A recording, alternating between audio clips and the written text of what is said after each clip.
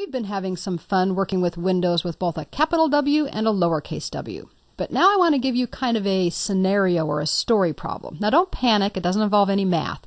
I just want to know what you would do. Let's say that you come home, tired after a long day, and find your kids at home. Now, please, you got to work with me on this. Maybe you work from home so you don't come home after a long day, and maybe you don't have kids. But for me, just pretend for a minute that you do. You basically have 3 kids. Child number 1 is being good, quote unquote, and studying at the kitchen table for a math test that they have tomorrow.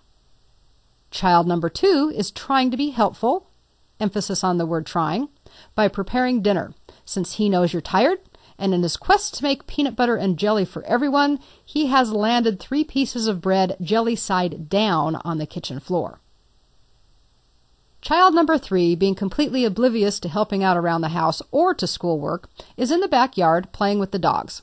The dogs have effectively tackled him on the concrete, thus resulting in a fair amount of blood coming from each of his knees, as well as tears from his eyes. Now, my question for you is, what do you do?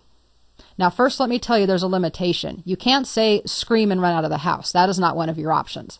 But in reality, what would you do in this particular situation? Well, my guess is that you would probably kind of do some prioritization. Bloody knees is probably going to take priority over math problems and peanut butter and jelly on the floor. But it would be a process, right? You'd probably get the kid with the bloody knees, bring him inside, dry off the tears, give him a hug, make sure the dogs are outside so they're not continuing to cause problems. Get some cleaner, maybe sit him on the kitchen counter and let him start rinsing off his knees in the sink.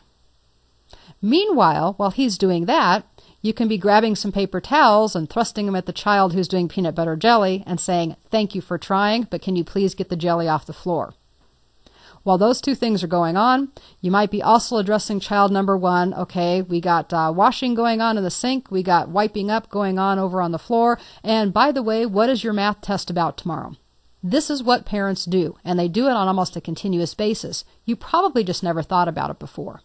If we take a look at this very carefully, though, you really aren't doing 3 things at once. And you've probably told people before in your life, I can't do more than 1 thing at a time. It appears like you're handling all 3 problems. But really what you're doing is handling little bits and pieces of each of the 3 problems and then switching off between them. So we get the kid with the bloody knees started, and while he's getting started, you're handing paper towels to the other kid, and after you hand the paper towels off, then you're asking about the math problem. Then you're probably going to go back to the sink and see what you need to do with Band-Aids. Get the idea? Good, because I want you to keep that exact idea when we talk about our next topic. The topic is known as multitasking. Multitasking in a computer is the process of having more than one operation running on a computer at the same time. In older computer systems, a single application would hold up the other applications while it completed its tasks. So let's say you were trying to print a large document. The word processor would hold control over the processor and say, none of you get to do any of the things you want until I'm done printing out every one of these pages. And that really slowed things down. That would be the same as you saying, I can't deal with any of the other 2 kids until I completely have all of the knees cleaned up, bandaged up, hugs and kisses taken care of. Now, while it may seem that that is an easy way to do it so you can focus on 1 thing at a time, it really isn't the reality of the way things work, and it really isn't the most efficient, because in doing so we isolate 1 thing and can only take care of 1 thing at a time. That 1 thing likes that particular attention, but unfortunately all the others have to wait. And when's the last time in your workday that you can remember being able to focus on only 1 project until that project was completely finished and buttoned up before you even had to think 1 time about another one? It just isn't reality.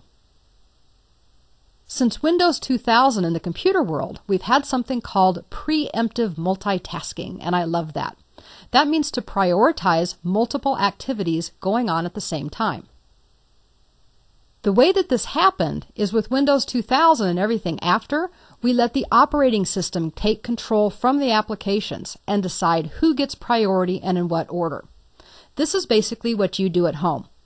If you've ever had kids that are fighting, you probably don't address all of them at once. You take control. You don't just let them run wild and handle it on their own, otherwise bad things could happen. And then you prioritize things, like you did in this particular scenario. Between studying for a math test and needing help, Cleaning up peanut butter and jelly and having bloody knees and tears, you probably realized doing some triage that the bloody knees needed to have priority. And that's exactly what you did. The computer now does exactly the same by taking the control away from each individual application and saying, okay, let me take a look at what's trying to go on. Maybe one application wants to print, while another application is trying to do a calculation, and a third one is trying to receive some email. Which one of these has priority? And I'm going to let that one go first. But I'm not going to let it completely finish all of its tasks. I'm going to let it do maybe part of the task, then I'll give some control of the processor over to another one. That's what preemptive multitasking is all about. If we have only a single processor, remember that the processor can only do one at a time. But what makes it appear like the computer is doing more than one thing is just like you did with your kids. It looks like you're handling all three because you were switching back and forth between the three very quickly. That's what the processor does as well. Now remember, we did introduce something a little while ago called multi-core processors. Remember dual-core and quad-core processors? So that has changed things a little bit.